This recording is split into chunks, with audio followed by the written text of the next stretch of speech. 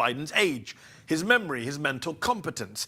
And those people include me, because I think Biden's age and mental health is, an undeniable political problem for him, and he should probably stand aside and let someone else run as the Democratic nominee.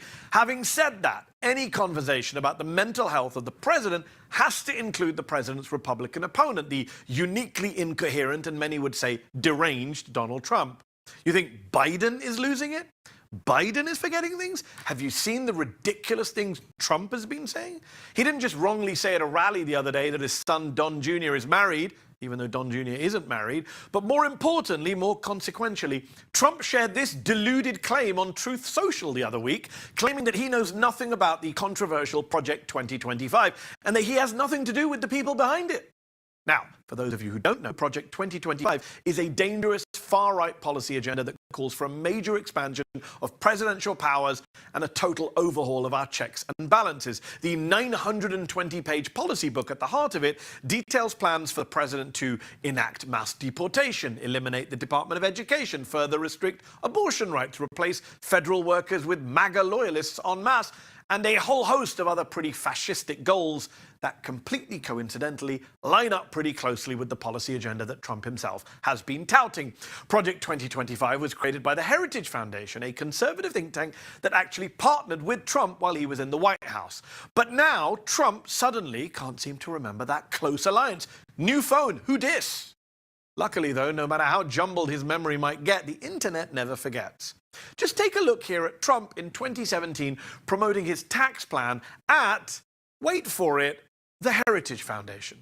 And the dedicated scholars and staff at the Heritage Foundation, thank you very much. Thank you. Great job. Does that ring a bell, Donald? No? Well, don't worry. I know your memory isn't what it used to be. So let me be a little bit more specific today and remind you who those Project 2025 people are. Let's start off with Kevin Roberts, the president of the Heritage Foundation.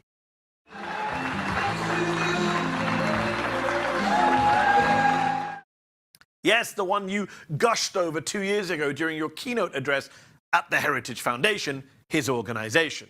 I want to thank Kevin. He's going to be so incredible. I know that for a fact.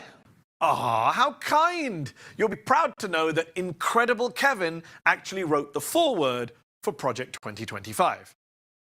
Now, to be fair, there are a lot of conservative organizations and presidents, you can't remember them all, but surely you remember all the Project 2025 people who have literally worked for you, right? 140 people in total, according to CNN. People like Carolyn Levitt, your campaign press secretary, the one who caused quite the stir on CNN before the debate on their network, the one you agreed to. She herself is in a promotional video for Project 2025. Your campaign press secretary. Then there's your loyal former White House senior advisor, Stephen Miller, who fiercely dedicated himself to the shameless promotion of all of your lies. And I'm prepared to go on any show, anywhere, anytime, and repeat it and say the President of the United States is correct 100%. Yes, that's Stephen. Well, guess what? He's also in the same Project 2025 commercial that Caroline is in. What a small world. Now, of course, you two are just so in tune with each other that Stephen's actually been mimicking you by saying he has no involvement with Project 2025 either. But unfortunately, you two really do seem to learn from each other when it comes to bad lying. Because not only is Miller's organization, America First Legal, a part of the Project 2025 advisory board, but Stephen also has the Project 2025 Mandate for Leadership book right next to him in that commercial. Oh, and on the topic of bad liars, you remember Ben Carson, right? Your Housing and Urban Development Secretary? Because Chapter 15 of Project 2025 is authored by Carson himself. There's also Russ Vought, who wrote Chapter 2 of Project 2025. Not only is he currently in charge of the Republican Party's Platform Committee, aka writing your current 2024 GOP platform, but he was also your director of the Office of Management and Budget back in your White House days.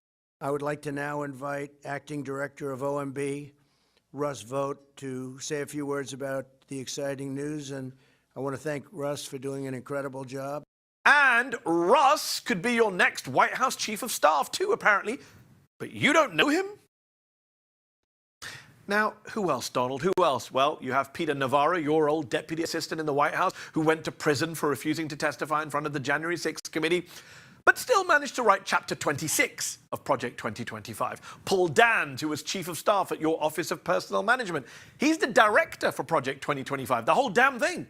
Gene Hamilton, a top aide in your Department of Justice, wrote Chapter 17. Mandy Gunasakara, your old Chief of Staff at the EPA, wrote Chapter 13. John McEntee, one of your closest aides in the White House, he was your body man, is a senior advisor to Project 2025. I could keep going. The list goes on and on. But I'm a little worried I might put you to sleep again, Donald. Look, jokes and snark aside, how does someone just suddenly forget many of their own current and former employees and advisors? Is it possible that Trump may need to take a cognitive test again? Like you'll go person, woman, man, camera, TV.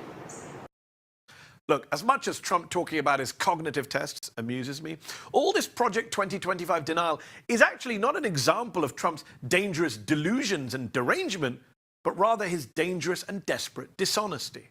Because when it comes to Project 2025, which proposes authoritarian and reactionary and ridiculous things that are hugely unpopular with most ordinary Americans, it seems clear to me that Trump's not forgetting about his closeness to it.